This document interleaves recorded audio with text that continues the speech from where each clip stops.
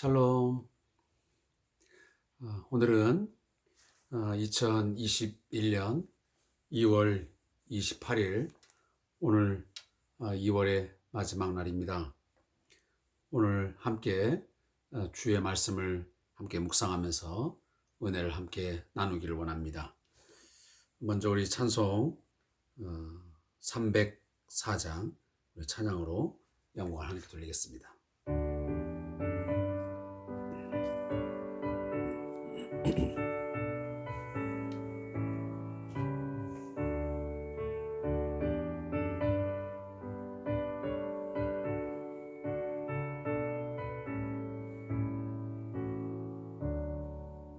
그 크신 하나님의 사랑 말로 다 형용 못하네.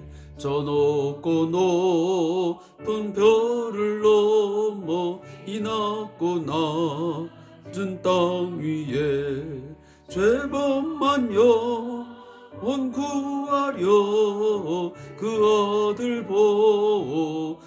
보내서 화목제로 삼으시고 죄 용서하셨네. 하나님 크신 사랑은 증량다 못하네. 영원히 변치 않는 사랑 성도여 찬양하세. 괴로운 시절 지나가고 땅 위에 여호와 쇠할 때 주 믿지 않던 영혼들은 큰 소리 외쳐 울어도 주 믿는 큰 사랑 베푸사 우리의 죄 사했으니 그 은혜 잊을까. 하나님 크신 사랑은 증량다 못하네. 영원히 변치 않는 사랑 성도여 찬양하세.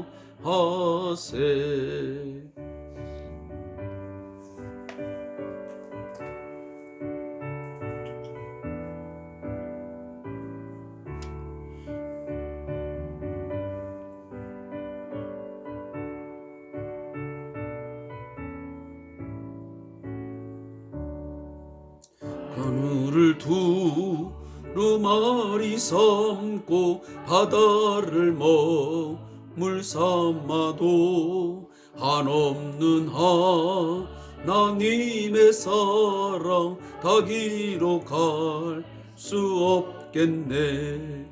하나님의 크신 사랑 그 어찌 닿았을까. 저 하늘로 비싸도 채우지 못하리. 하나님 크신 사랑은 증량다 못하네. 영원히 변치 않는 사랑 성도여 찬양하세.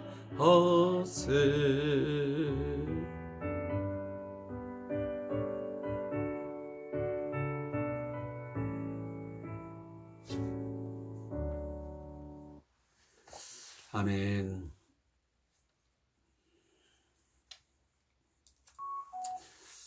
제가 이 찬양을 들을 때마다 늘 생각하지만 하나님의 사랑을 어떻게 우리가 다 말로 표현할 수 있겠습니까? 마지막 3절에 있는 것처럼 하늘을 두루마리 삼고 바다를 먹물 삼아도 그 한이 없는, 그 끝없는 그 하나님의 사랑을 다 기록할 수는 없습니다. 우리가 육신의 부모님이신 어머님과 아버님의 그 많은 배려와 그 사랑, 그 용서함, 이런 것들도 훗날 생각해보면 다 헤아릴 수가 없는데 어찌 하나님의 그 크신 사랑을 헤아릴 수 있겠습니까? 오늘도 그 하나님 사랑을 기억할 때마다 늘 감개무량하고, 또 어찌 보면 주체할 수 없는 그러한 사랑에 대한 감사함, 고마움, 또 그 감격을 가지고 우리가 삶을 살아감이 마땅한 줄로 믿습니다. 오늘도 주의 말씀 함께 묵상하겠습니다. 마가복음 12장 28절부터 37절까지의 말씀을 함께 보겠습니다. 마가복음 12장 28절부터 37절까지의 말씀을 우리 함께 보겠습니다.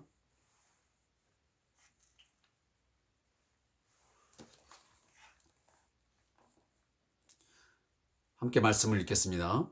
서기관 중 한 사람이 그들을 변론하는 것을 듣고 예수께서 잘 대답하신 줄을 알고 나와 묻되 모든 계명 중에 첫째가 무엇이니까? 예수께서 대답하시되 첫째는 이것이니 이스라엘아 들으라. 주 곧 우리 하나님은 유일한 주시니라. 내 마음을 다하고 목숨을 다하고 뜻을 다하고 힘을 다하여 주 너희 하나님을 사랑하라 하신 것이요. 둘째는 이것이니 내 이웃을 내 자신과 같이 사랑하라 하신 것이라. 이보다 더 큰 계명이 없느니라. 서기관이 이르되 선생님이여 옳소이다. 하나님은 한 분이시요 그 외에 다른 이가 없다 하신 말씀이 참이니이다. 또 마음을 다하고 지혜를 다하고 힘을 다하여 하나님을 사랑하는 것과 또 이웃을 자기 자신과 같이 사랑하는 것이 전체로 드리는 모든 번제물과 기타 제물보다 나으니이다.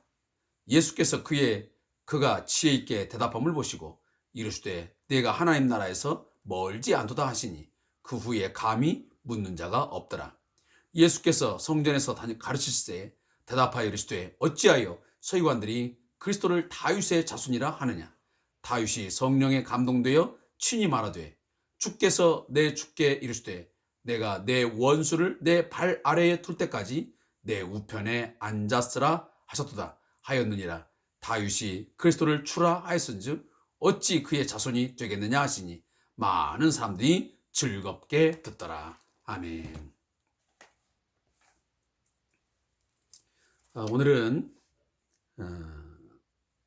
2월 27일 토요일 것과 2월 28일 주일 저녁 시간에 이 묵상의 말씀을 함께 나누기를 원합니다.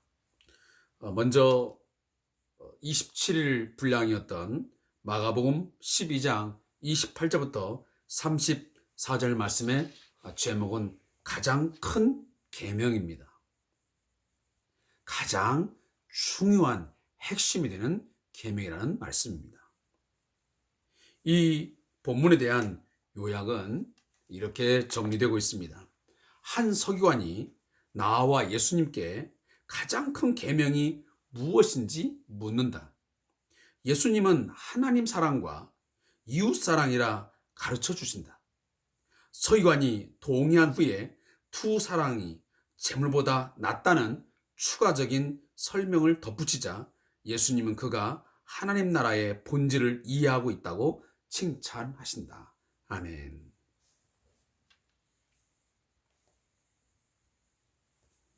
자, 오늘 본문에서 복음의 핵심을 우리에게 가르쳐 주고 있습니다. 예수님께서도 그렇게 분명히 말씀하셨습니다. 성경의 모든 말씀을 두 가지로 축약한다면, 다시 말하면 서머리, 요약한다면 바로 이것이다. 첫째는 하나님을 사랑하는 것이다. 유일하신 하나님, 홀로 한 분이신 그 하나님, 모든 만물을 지으시고 그리고 우리의 모든 삶을 주관하시고 다스리시는 그 한 분 하나님을 사랑하는 것, 그것이 첫째 되는 내용이고, 둘째는 내 이웃을 내 자신과 같이, 내 몸과 같이 사랑하는 것이다. 이 두 계명이 가장 큰 계명, 크다는 말은 제일 중요하다는 의미를 나타내고 있습니다.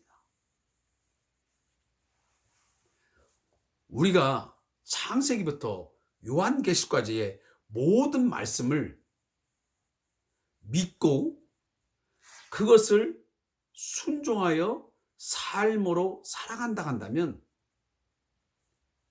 그 모든 삶의 내용들은 어떻게 적용될 수 있냐면, 결국은 하나님을 사랑하기 때문에, 결국은 그 하나님의 사랑이 결국은 이 이웃 사랑을 가능하게 만드는 것입니다. 이 두 사랑, 이 두 계명은 각각 별개가 아니고 어찌 보면 뗄래야 뗄 수 없는 불가분의 관계에 있습니다. 하나님을 사랑하는 자는 이웃을 사랑할 수밖에 없고, 참된 이웃을 사랑하는 자는 하나님을 사랑하는 자이기 때문에 가능한 것입니다. 오늘 한 서기관이 예수님에게 와서 이렇게 묻습니다. 모든 계명 중에 첫째가 무엇입니까? 다시 말하면 가장 중요한 계명이 무엇이냐라고 묻는 것입니다. 사랑하는 성도 여러분, 구약에 나오는 계명의 수를 총 합하면 613가지가 됩니다. 613가지. 근데 그 613가지 중에 어떻게 하라라고 하는 긍정적인 명령이 총 248개가 존재합니다. 우리가 보통 외우기 쉽게 해서 우리 신학교 때 보면 248 이렇게 외웁니다. 그리고 하지 말라, 부정적인 명령, 금지 명령이 365개가 나와 있습니다. 어찌 보면 365일 동안 우리는 하지 말아야 될 것이 늘 있다고 하는 것을, 어쩌면 이것이 억지 해석이 될지 모르겠지만 그렇게 굳이 말한다면 말할 수도 있습니다. 그래서 하라라고 하는 긍정적 명령 248개, 하지 말라라고 하는 금지 명령, 부정적 명령이 365개, 두 개를 합치면 613개의 명령이 우리에게 주어지고 있습니다. 근데 이 계명 중에 가장 크고 가장 중요한 계명이 무엇인지 굉장히 많은 논란이 있었습니다. 그 대표적인 사례가 뭐냐면, 구약시대 때나 그리고 예수님 당시도 보면 랍비라고 하는 이 계층이 있었는데, 그 선생들이 있었는데, 랍비 중에 이 힐렐 학파는 보통 내가 싫어하는 일을 다른 사람에게 하지 말라라고 하는 것이 가장 큰 계명이라고 말했고, 또 어떤 랍비, 그 아카바라고 하는 랍비는 내 이웃을 내 자신과 같이 사랑하라 라는 것이 가장 중요하다, 가장 크다 라는 말을 했습니다. 따라서 예수님에게 오늘 이 서기관이 나와서, 자, 어떤 사람은 이 계명이 크다고 그러고 어떤 사람은 이 계명이 크다는데 어떤 계명이 가장 큰 겁니까? 라고 물을 때 예수님은 오늘 두 가지로 정리를 하고 있는 것입니다. 그래서 가장 근본이 되는 계명, 가장 핵심이 되는 계명은 두 가지이다 하나는 하나님 사랑이요.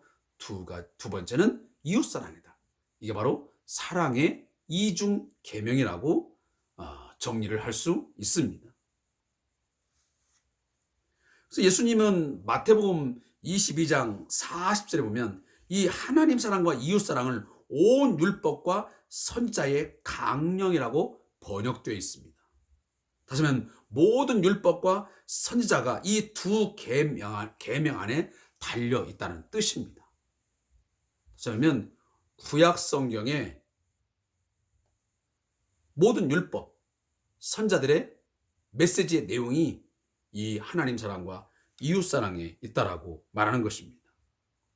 그래서 이 첫째 계명, 그 첫 번째 언급한 이 하나님 사랑에 대한 그 성경의 인용 구절이 어디냐면 바로 신명기 6장 4절부터 5절 말씀이 소개되고 있는 것입니다. 이것은 보통 우리가 쉐마라, 그래서 이스라엘 백성들은 지금도 전통적으로 이 말씀을 매일매일 외우면서 낭독을 합니다. 유일하신 하나님, 한 분 하나님을 내 마음을 다하고 뜻을 다하고 성품을 다하여 하나님을 사랑하라. 그리고 그의 말씀을 지켜 행하라. 이것을 늘 말씀을 외우고 또 낭독하면서 자신의 삶을 늘 정리하는 것입니다. 그리고 삶에 대한 어떤 확실한 목적과 방향성을 나름 갖게 되는 것입니다. 내가 오늘도 누구를 위하여 그리고 어떻게 살아야 되는지를 늘 이 신명기 6장 4절부터 5절 히브리어로 쉐마, 들으라 라고 하는 이 본문의 메시지를 통해서 그들은 늘 새롭게 정리하면서 자신들의 아이덴티티, 정체성을 확고하게 했던 것입니다. 두 번째, 이웃사랑은 신명기 6장, 레위기서 19장. 오늘 이제 우리 여기 성경 말씀에도 그 뒤에 조금만 나오는데 31절에 내 이웃을 내 자신과 같이 사랑하라 해가지고 이 니은자가 쓰입니다. 그 니은자 보면 레위기 19장 18절 말씀을 인용한 구절입니다. 여기서도 마찬가지로 하나님을 사랑한다면 반드시 이웃을 사랑해야 된다는 필연적인 이유를 우리에게 거듭 말씀하고 있습니다. 자, 이 두 가지는 왜 그토록 중요하냐면 이 두 가지를 하지 아니하면, 그리고 그것을 제대로 이행하지 못하고 순종하지 못하는 가운데서 모든 어떠한 재물과 제사를 다 드린다 할지라도 그건 헛된 재물이요 헛된 제사라고 말씀하고 있는 것입니다. 다시 말하면 삶이 없는 라이프, 그의 리빙, 이 삶이 없는 제사 행위는 다 하나님을 기만하는 것이요 결국은 우상 숭배요 미신적인 행위밖에 되지 않는 것입니다. 하나님은 속일 수가 없습니다. 하나님은 속지도 않습니다. 삶이 엉망진창인데, 삶이 비윤리적이고 비도덕적인데 하나님 사랑과 이웃 사랑에 대한 구체적인 그 행동의 삶이 없는데 10번 100번 소를 잡아들이고 양을 잡아들이고 그리고 염소를 잡아들이고 수십 마리의 비둘기의 제사를 드린들 그게 무슨 의미가 있겠습니까? 이건 하나님의 마음을 괴롭히는 것이죠. 괴롭게 한 것이죠. 그래서 오늘도 서기관이 예수님에게 이렇게 말하지 않습니까? 맞습니다. 선생님 말씀이 옳습니다. 하나님은 한 분이시요 유일하신 한 분이시요 다른 이가 없습니다. 그 말씀이 참입니다. 아멘입니다. 따라서 마음을 다하고 지혜를 다하고 힘을 다하여 하나님을 사랑하는 것과 이웃을 자신과 같이 사랑하는 것, 이것은 전체로 드리는 모든 번제물과 기타 제물보다 나으니이다. 이 말씀을 사무엘 상하에 나오는 말씀으로 우리가 인용한다면 수양의 기름보다 하나님 말씀을 듣는 것이 나은 것입니다. 삶에서 우리가 대인관계 속에서 많은 어떤 직장생활 나름의 여러 가지 관계 속에서 진정으로 하나님을 섬기는 자처럼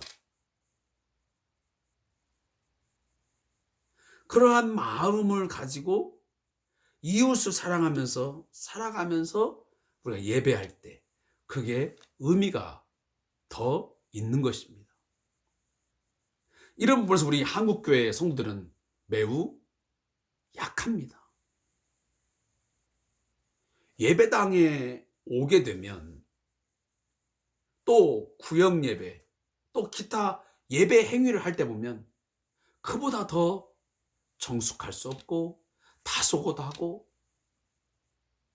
아름다운 어떤 최소한의 예배를 행위를 하고 있는데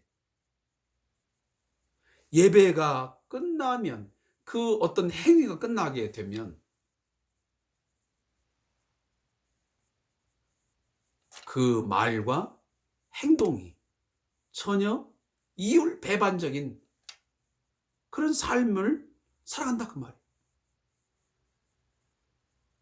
어떤 액션을 행함에 있어서 너무도 가증하고 위선적인 외식적인 그런 삶의 모습을 살아갈 때가 너무도 많습니다. 그러하기에 오늘도 우리 기독교가 그토록 비난을 받고 있고 사회적으로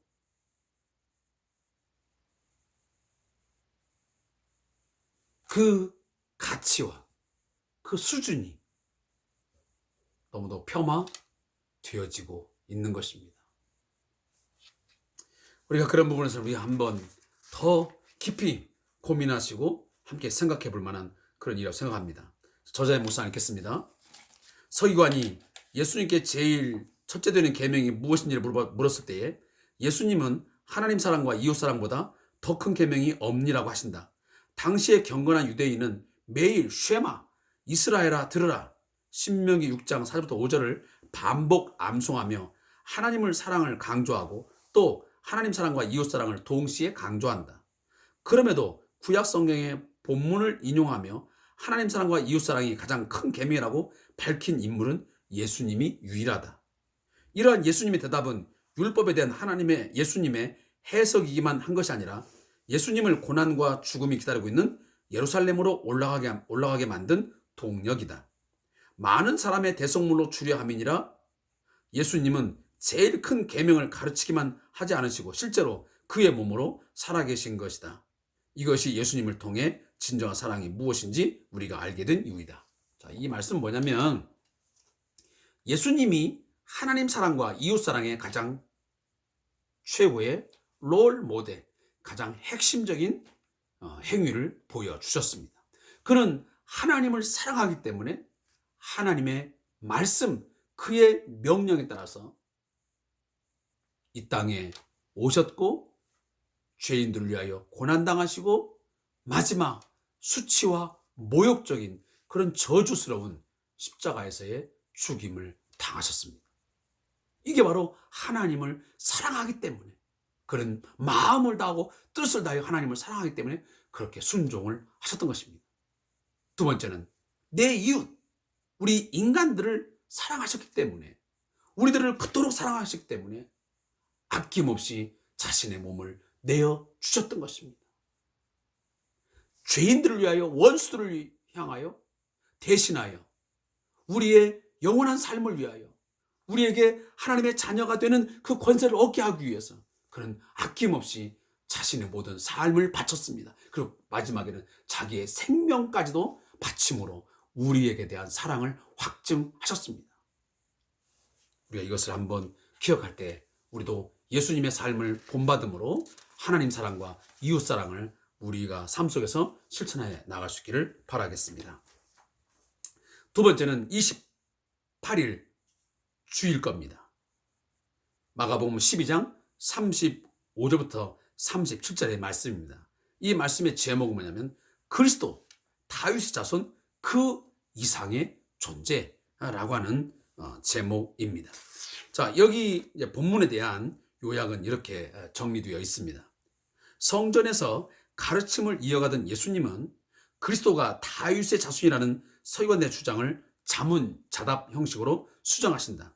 이를 위해 시편 110편 1절을 인용하신 후 그리스도는 다윗의 아들이 아니라 다윗의 주라고 밝히신다. 아멘. 자, 여기 보면 35절에 예수께서 성전에서 가르치실 때 대답하여 이르시되 어찌하여 서기관들이 그리스도를 다윗의 자손이라 하느냐 그랬습니다. 자, 예수님을 다윗의 자손이라고 불렀던 그런 정황들이 이 앞전에 몇 번 소개가 되었습니다. 소경 바디메오도 예수님을 향하여 다윗의 자손이여 라고 예수님을 호칭하며 불렀던 것을 우리는 기억합니다. 또한 예수님이 예루살렘에 입성할 때에 당시에 많은 백성들이 예수님을 환영하면서 종려나무 가지를 흔들면서 그리고 옷가지들을 그 예수님의 가시는 길에 깔면서 뭐라고 그들이 외칩니까? 다윗 자손 호산나 호산나 하지 않습니까? 거기 보면 다윗의 자손이라고 말씀합니다. 그런데 이 바디메오가 외쳤던 다윗 자손 그리고 예수님이 예루살렘 입성에 들어갈 때에 외쳤던 그 다윗의 자손이라고 하는 그 뉘앙스는 어떤 뉘앙스를 풍기냐면 당시에 유대주의자들이 생각하던 메시아에 대한 그 사상이 짙게 드리워져 있습니다. 그것은 정치적이고 민족적인 그런 메시아 사상이 들어가 있는 것입니다.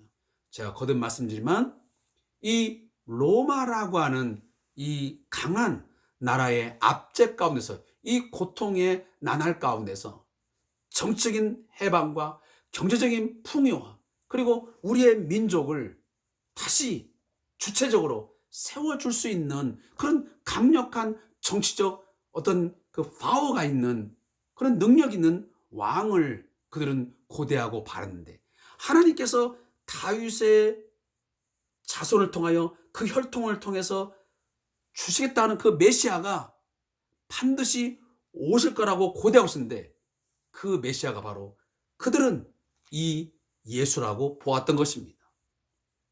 그러나 예수님은 그러한 그들의 메시아 사상하고는 전혀 어울리지 않는 그런 삶을 살아가셨습니다. 온갖 고난을 당하시고 그리고 예루살렘에 입성할 때도 무슨 큰 마차를 타거나 큰 말을 탄 게 아니고 그는 나귀 새끼를 타고 오르셨고 그리고 엄청난 힘을 발휘하면서 큰 군사를 거느리면서 예루살렘에 쳐들어가서 로마의 권력과 또 그 로마의 정부에서 대항하는 어떤 액션을 취하지도 않았습니다. 요즘 말하면 혁명적인 전사로서의 그런 모습을 보이지 아니했다 그 말이에요. 그러니 어찌 보면 이들이 볼 때 다윗의 자손인 것 같긴 한데 그들이 바랐던 메시아의 모습은 아니었던 것입니다. 따라서 예수님은 어찌하여 서기관들이 그리스도를 다윗의 자손이라 하느냐. 그러면서 예수님이 시편 110편 1절을 인용하십니다. 다윗이 성령에 감동되어 친히 말하되 주께서 내 주께 이르되 내가 내 원수를 내 발 아래에 둘 때까지 내 우편에 앉았으라 하셨다 하였느니라. 다윗이 그리스도를 출하하였은즉 어찌 그의 자손이 되겠느냐 하시니 그랬어요. 자, 예수님은 시편 110편이 바로 자신을 의미하는 시편의 것을 알아보셨습니다. 이해하셨습니다. 여러분, 보통 우리가 시편은 뭐 찬양시, 감사시, 또 뭐 제사시, 뭐 여러 가지 층이 있는데, 특히 110편은 이 왕을 찬미하는 왕의 찬가입니다. 메시아로서 왕이신 그 메시아를 칭송하고 찬양하는 시가 바로 시편 110편입니다. 근데 그 시편에서 보면 다윗은 바로 그 메시아를 뭐라고 하냐면 주라 이렇게 말씀합니다. 이 주라고 하는 것은 무엇을 의미하냐면 바로 왕이라는 것입니다. 주인이라는 것입니다. 다윗은 바로 이 메시아를 바로 주로 지칭하고 있는 것입니다. 근데 그 주는 어떤 주냐면 내 원수를 내 발 아래에 둘 때까지 내 우편에 앉았으라 하셨다.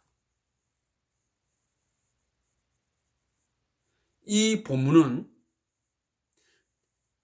지금 여기 내 우편이냐면 바로 성부 하나님이십니다. 성부 하나님께서 이 내 주 바로 그 메시아 되시는 예수를 우편에 앉았으라 이렇게 하신다는 것입니다.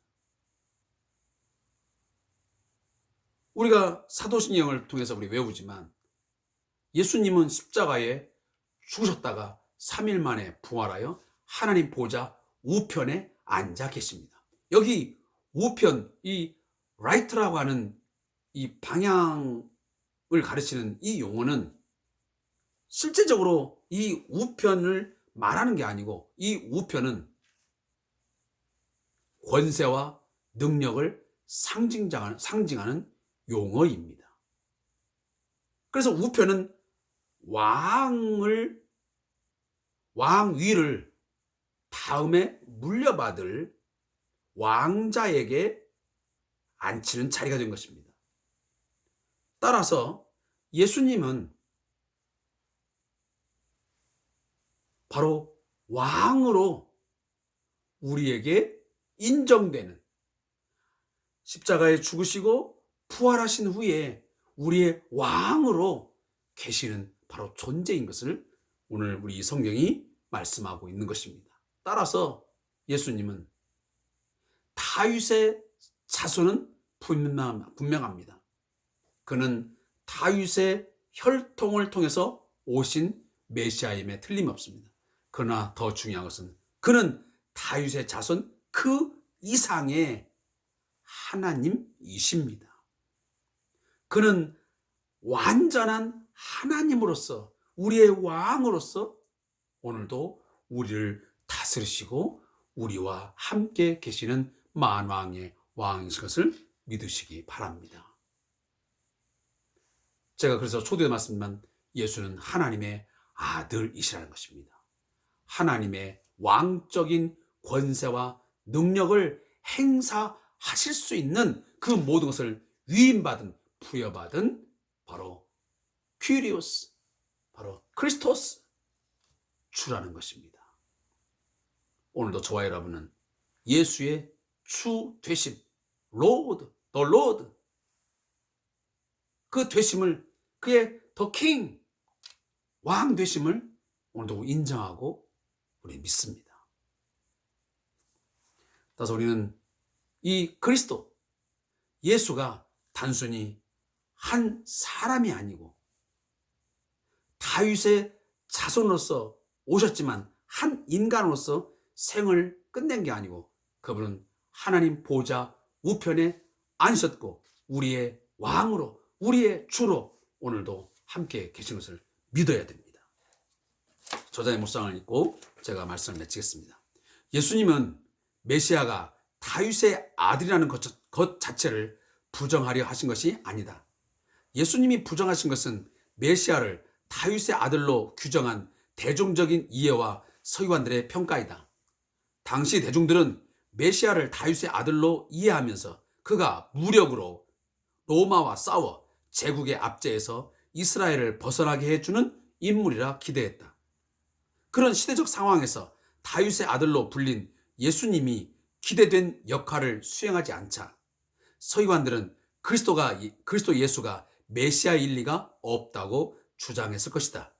이에 예수님은 동시대의 기대에 맞추어 자신을 다윗의 아들 그리스도로 증명하시기보다 메시아에 대한 지평을 다윗의 아들에서 다윗의 주로 확장시키신 후 신적 존재라는 암시까지 주신다.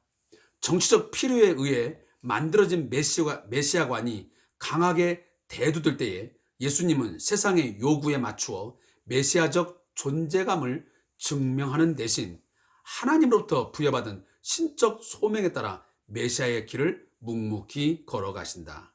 하나님, 우리에게 주신 소명이 무엇인지를 깨달아 이 시대 속에서 묵묵히 제자의 길을 걸어갈 수 있는 믿음과 용기를 주소서. 아멘. 결론을 얘기하자면 예수님은 우리가 만든 메시아가 아닙니다. 우리가 임의적으로 생각하고 우리가 조작해서 만들어내는, 우리가 임의적으로 필요에 의해서 만들어내는 슈퍼맨이 아닙니다. 그는 영원 전부터 우리 죄인들을 위하여, 그리고 우리를 죄와 죽음에서 건져내시기 위하여 하나님께서 영원 전부터 우리의 구원의 주로 메시아로 인정되셨고, 그리고 그는 그 메시아적 사명을 감당하기 위하여 사람의 모양으로 이 땅에 오셔서 철저하게 고난당하시고, 그리고 그 죄값으로 인하여 그 죄를 대신 짊어지시고 우리의 속죄의 제물로서 그는 십자가에서 피 흘려 하나님 앞에 속죄의 제사를 자신의 몸으로 흠도 없고 점없는 가장 무죄한 몸으로, 흠 없는 어린 양의 몸으로 제사를 드려서 그의 단번에 죽으심, 한 번의 죽으심으로 영원한 속죄를 이루신 것입니다. 과거 구약에서의 양이나 염소, 소의 제사는 그 한 번 피 흘려 죽이면 그 한 번으로 국한되었지만 예수님의 단 한 번의 속죄의 제물 되심은 횟수는 동일하게 단회적이지만 그러나 그 효력이 쓰는 영원한 것입니다. 여러분, 이것이 우리가 조작해내서 우리가 필요해서 만들어낸 메시아입니까? 아니지 않습니까? 오늘 본문도 말하고 있지만 예수님은 그러하기 때문에 자신의 메시아 이 직에 대해서 그 존재감을 증명하기 위해서 누구의 필요해서 증명하지 않고 그는 하나님으로부터 부여받은 그 메시아의 직을 묵묵히 감당하셨던 것입니다. 우리 또한 하나님 주신 어떤 정체성, 우리에게 주신 어떤 사명, 그때마다 누가 우리를 요구하고 우리에게 뭔가 필요하기 때문에 그때마다 움직이는 것이 아니라 하나님의 필요에, 하나님의 요구에, 하나님의 뜻에 늘 묵묵히 순종하면서 그 길 걸어갈 수 있기를 주 이름으로 축복합니다. 기도하겠습니다. 하나님 아버지, 감사합니다. 주께서 우리의 영원한 메시아로서 자신의 길을 걸어간 것처럼 우리도 묵묵히 우리에게 주어진, 하나님께서 우리에게 주신 그 길 걸어가게 하시고, 또한 이 땅에 사는 동안 하나님 사랑, 이웃 사랑, 사랑의 이중 계명을 철저하게 우리가 지키며 순종하며 살게 해 주옵소서. 예수님의 이름으로 기도합니다. 아멘. 오늘도 함께해 주신 성도